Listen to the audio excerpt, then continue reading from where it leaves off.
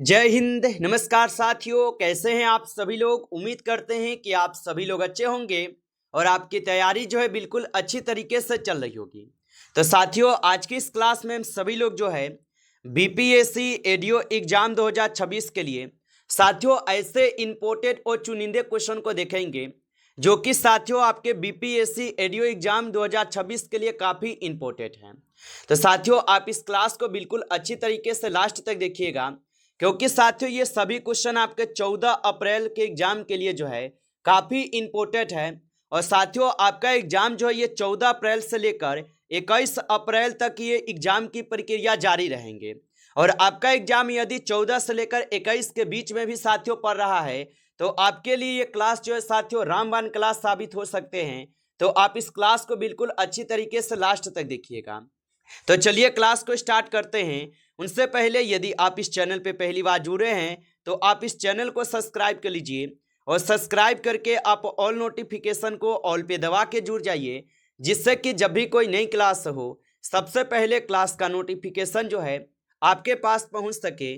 तो आप इस चैनल को सब्सक्राइब कर लीजिए, साथ ही साथ आप जो है इस क्लास को भी लाइक जरूर कर लीजिएगा। तो चलिए क्लास को स्टार्ट करते हैं और देखिएगा क्वेश्चन क्या पूछा है।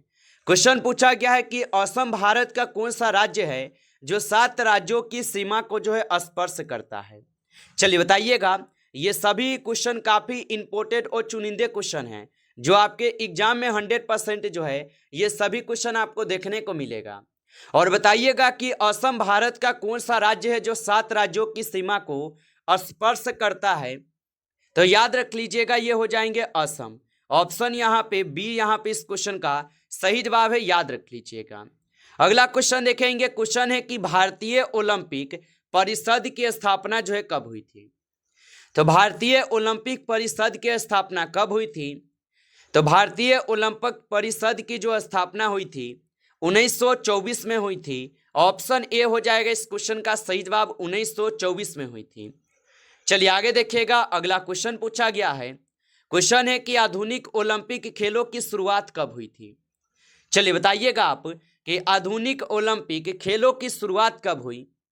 तो इनकी शुरुआत हुए थे आपके 1896 में। ऑप्शन यहाँ पे बी हो जाएगा इस क्वेश्चन का सही जवाब, 1896 में हुए थे। अगला क्वेश्चन देखिएगा कि सारे जहां से अच्छा गीत किसने लिखा है। चलिए बताइएगा आप कि सारे जहां से अच्छा गीत किसने लिखा है। तो इस गीत को लिखे हुए हैं मोहम्मद इकबाल। ऑप्शन यहाँ पे बी हो जाएगा इस क्वेश्चन का सही जवाब, मोहम्मद इकबाल लिखे हुए हैं। अगला क्वेश्चन देखेंगे कि वंदे मातरम गीत के रचयिता कौन है। चलिए बताइएगा कि वंदे मातरम गीत के रचयिता कौन है। तो वंदे मातरम गीत के जो रचयिता होगा ये हो जाएंगे आपके बंकिम चंद्र चटर्जी। ऑप्शन यहाँ पे बी इस क्वेश्चन का सही जवाब है, बंकिम चंद्र चटर्जी हैं। अगला क्वेश्चन देखिएगा कि भारत ने पहली बार राष्ट्रमंडल खेलों में कब भाग लिया था। चलिए बताइएगा। तो भारत ने पहली बार राष्ट्रमंडल खेलों में कब भाग लिया। तो ये भाग लिए हुए थे 1930 में। ऑप्शन ए यहाँ पे सही जवाब है, 1930 में लिए थे। अगला क्वेश्चन है कि भारत का सबसे बड़ा राष्ट्रीय खेल पुरस्कार कौन सा है। चलिए बताइएगा आप कि भारत का सबसे बड़ा राष्ट्रीय खेल पुरस्कार कौन सा है। तो याद रख लीजिएगा मेजर ध्यानचंद खेल रत्न पुरस्कार होगा। ऑप्शन यहाँ पे डी इस क्वेश्चन का सही जवाब है। अगला क्वेश्चन देखेंगे कि नोबेल पुरस्कार किस क्षेत्र में नहीं दिया जाता है। चलिए बताएंगे आप। तो नोबेल पुरस्कार किस क्षेत्र में नहीं दिया जाता है। तो याद रख लेंगे ये खेल के क्षेत्र में नहीं दी जाती है। ऑप्शन यहाँ पे डी हो जाएगा इस क्वेश्चन का सही जवाब, खेल के क्षेत्र में नहीं दी जाती है। अगला क्वेश्चन देखेंगे। क्वेश्चन है कि भारत का सबसे बड़ा राष्ट्रीय पुरस्कार कौन सा है। चलिए बताएंगे आप कि भारत का सबसे बड़ा राष्ट्रीय पुरस्कार कौन सा है। तो भारत का सबसे बड़ा राष्ट्रीय पुरस्कार है भारत रत्न पुरस्कार। ऑप्शन यहाँ पे बी लगा रहे हैं तो सही जवाब है भारत रत्न पुरस्कार हो जाएगा। अगला क्वेश्चन देखिए। क्वेश्चन है कि गांधी शांति अंतर्राष्ट्रीय पुरस्कार कब जो है प्रारंभ किया गया था। तो गांधी शांति अंतर्राष्ट्रीय पुरस्कार कब प्रारंभ किया गया। तो ये प्रारंभ किए गए थे 1995 में। ऑप्शन ए सही जवाब है, 1995 में किए गए। अगला क्वेश्चन दिया गया कि भारत की पहली फिल्म राजा हरिश्चंद्र के निर्देशक जो है ना कौन थे। तो याद रख लीजिएगा, भारत की पहली फिल्म राजा हरिश्चंद्र के निर्देशक कौन थे। तो इनके निर्देशक हो जाएंगे दादा साहेब फाल्के। ऑप्शन ए यहाँ पे सही जवाब है, दादा साहेब फाल्के होगा। अगला क्वेश्चन देखेंगे कि ए मेरे वतन के लोगों गीत किसने लिखा है। चलिए बताइएगा कि ए मेरे वतन के लोगों गीत किसने लिखा है। तो ए मेरे वतन के लोगों गीत को लिखे हुए हैं कवि प्रदीप। ऑप्शन ए यहाँ पे सही जवाब है, कवि प्रदीप लिखे हैं। आगे देखिए, अगला यहाँ पे क्वेश्चन पूछा गया है कि वायु दबाव किसके कारण होता है। तो वायु का दबाव किसके कारण होता है। तो वायु का जो दबाव होता है ये पृथ्वी के गुरुत्वाकर्षण के कारण होते हैं। ऑप्शन यहाँ पे सी सही जवाब है। अगला क्वेश्चन देखेंगे कि बैरोमीटर का प्रयोग किसके मापन के लिए जो है किया जाता है। तो बैरोमीटर का प्रयोग किसके मापन के लिए किया जाता है। तो बैरोमीटर का प्रयोग करते हैं वायुमंडलीय दबाव को मापने के लिए। ऑप्शन यहाँ पे 20 क्वेश्चन का सही जवाब है, वायुमंडलीय दबाव को मापने के लिए करते हैं। आगे देखिए, अगला क्वेश्चन है कि अमीबा में कुल कितनी कोशिकाएं होती हैं। चलिए बताएंगे आप कि अमीबा में कुल कितनी कोशिकाएं होती है। तो अमीबा में होते हैं कुल कितनी कोशिकाएं। तो याद रखेंगे कुल 1 कोशिकाएं होते हैं। ऑप्शन यहाँ पे सी हो जाएगा सही जवाब। आगे देखिए, अगला क्वेश्चन पूछा है कि नागालैंड जो है ये कब भारतीय राज्य बना। चलिए बताइएगा आप। और आप अभी तक इस क्लास को लाइक नहीं किए हैं तो आप इस क्लास को लाइक कर लीजिए। नए जुड़े हैं आप इस चैनल पे तो आप इस चैनल को सब्सक्राइब करके ऑल नोटिफिकेशन को ऑल पे दबा के जुड़ जाइए, जिससे कि जब भी कोई नई क्लास हो सबसे पहले क्लास का नोटिफिकेशन जो है आपके पास पहुंच सके। तो आप इस चैनल को सब्सक्राइब जरूर कर लीजिएगा। और बताएंगे कि नागालैंड कब भारतीय राज्य बना। तो नागालैंड जो ये भारतीय राज्य बने हुए थे कब। तो ये 1963 में बने थे। ऑप्शन यहाँ पे 20 सही जवाब है। आगे देखिए, अगला क्वेश्चन है कि उत्तर पूर्व सीमांत रेलवे का सबसे बड़ा स्टेशन कौन सा है। तो उत्तर पूर्व सीमांत रेलवे का सबसे बड़ा स्टेशन कौन सा है। तो याद रख लीजिएगा, यहाँ पे हो जाएंगे मालीगांव। ऑप्शन यहाँ पे बी कीजिएगा सही जवाब, मालीगांव हो जाएगा। अगला क्वेश्चन देखेंगे कि मुख्यमंत्री की जो है नियुक्ति कौन करता है। चलिए बताइएगा आप कि मुख्यमंत्री की नियुक्ति कौन करता है। तो मुख्यमंत्री की नियुक्ति करते हैं यहाँ पे राज्यपाल। ऑप्शन यहाँ पे बी कीजिएगा सही जवाब, राज्यपाल करते हैं। अगला क्वेश्चन यहाँ पे है कि असमिया भाषा में मुद्रित प्रथम पुस्तक के लेखक जो है कौन थे। चलिए बताएंगे आप कि असमिया भाषा में मुद्रित प्रथम पुस्तक के लेखक कौन हैं।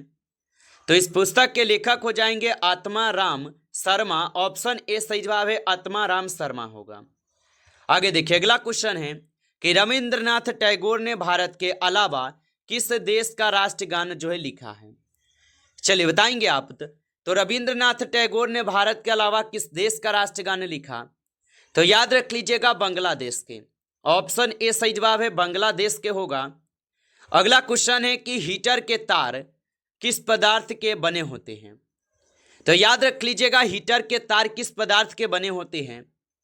तो हीटर के तार जो है ये निक्रोम के बने होते हैं। ऑप्शन यहाँ पे बी सही जवाब है, निक्रोम के बने होते हैं। आगे देखिए, अगला क्वेश्चन है कि विश्व का सबसे बड़ा नदी द्वीप मांजुली असम के किस जिले में है। चलिए बताइएगा आप। तो विश्व का सबसे बड़ा नदी द्वीप मांजुली असम के किस जिले में है। तो ये हो जाएंगे आपके कहाँ पे। तो ये पतालपुरी में होगा। ऑप्शन यहाँ पे बी सही जवाब है, पतालपुरी में होगा। आगे देखिए, अगला क्वेश्चन पूछा है कि भविष्य की धातु किसे कहा जाता है। चलिए बताएंगे आप। तो भविष्य की धातु किसे कहा जाता है। तो भविष्य की धातु कहते हैं टाइटेनियम को। ऑप्शन यहाँ पे बी हो जाएगा इस क्वेश्चन का सही जवाब, टाइटेनियम को कहते हैं। अगला क्वेश्चन है कि दिल्ली की सुल्तान रजिया सुल्तान किसकी पुत्री थी। तो दिल्ली की सुल्तान रजिया सुल्तान किसकी पुत्री थी। तो ये हो जाएंगे आपके इल्तुतमिश के। ऑप्शन ए यहाँ पे सही जवाब है, इल्तुतमिश के हो जाएगा। अगला क्वेश्चन है कि मंदिरों की भूमि जो है किस भारतीय राज्य को कहा जाता है। तो मंदिरों की भूमि किस भारतीय राज्य को कहा जाता है। तो ये कहते हैं तमिलनाडु को। ऑप्शन ए हो जाएगा सही जवाब, तमिलनाडु को कहते हैं। चलिए आगे देखेंगे। अगला क्वेश्चन है कि महाराष्ट्र के प्रथम मुख्यमंत्री कौन थे। चलिए बताएंगे आप। तो महाराष्ट्र के प्रथम मुख्यमंत्री कौन थे। तो महाराष्ट्र के प्रथम मुख्यमंत्री जो है यहाँ पे कौन हो जाएंगे, तो याद रख लीजिएगा यहाँ पे हो जाएंगे कौन, तो यशवंतराव चौहान हो जाएंगे। ऑप्शन यहाँ पे ए जो है इस क्वेश्चन का सही जवाब है यशवंतराव चौहान होगा। आगे देखिए अगला क्वेश्चन है कि प्रथम लोकसभा का गठन कब हुआ था। तो प्रथम लोकसभा का गठन कब हुआ, तो प्रथम लोकसभा का गठन 6 मई 1952 को होता है। ऑप्शन यहाँ पे बी सही जवाब है। अगला क्वेश्चन पूछा है विदेशों में भारतीय राजदूतों की नियुक्ति कौन करता है। तो विदेशों में भारतीय राजदूतों की नियुक्ति जो है यहाँ पे राष्ट्रपति करते हैं। ऑप्शन आपका बी इस क्वेश्चन का सही जवाब है राष्ट्रपति। आगे देखिए अगला क्वेश्चन है कि भारत रत्न पुरस्कार किसे दिया जाता है। चलिए बताएंगे आप। तो भारत रत्न पुरस्कार किसे दिया जाता है। तो भारत रत्न पुरस्कार दिए जाते हैं आपके किसे, तो विभिन्न क्षेत्रों में असाधारण योगदान को। ऑप्शन यहाँ पे सी हो जाएगा सही जवाब। अगला क्वेश्चन देखेंगे। क्वेश्चन पूछा गया है कि मदर टेरेसा को नोबेल शांति पुरस्कार कब मिला। चलिए बताएंगे आप। तो मदर टेरेसा को नोबेल शांति पुरस्कार कब मिला था, तो याद रख लीजिएगा इनको मिले हुए थे कब, तो आप बताएंगे 1979 में। ऑप्शन ए सही जवाब है। अगला क्वेश्चन है कि पैरोमीटर का उपयोग किसके मापन में होता है।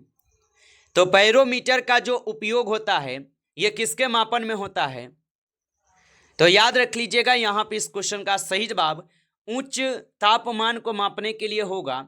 ऑप्शन यहाँ पे डी सही जवाब है, उच्च तापमान को मापने के लिए होता है। आगे देखिए अगला क्वेश्चन पूछा गया है कि विश्व का सबसे ऊंचा रेलवे पुल किस नदी पर जो है ना बना है।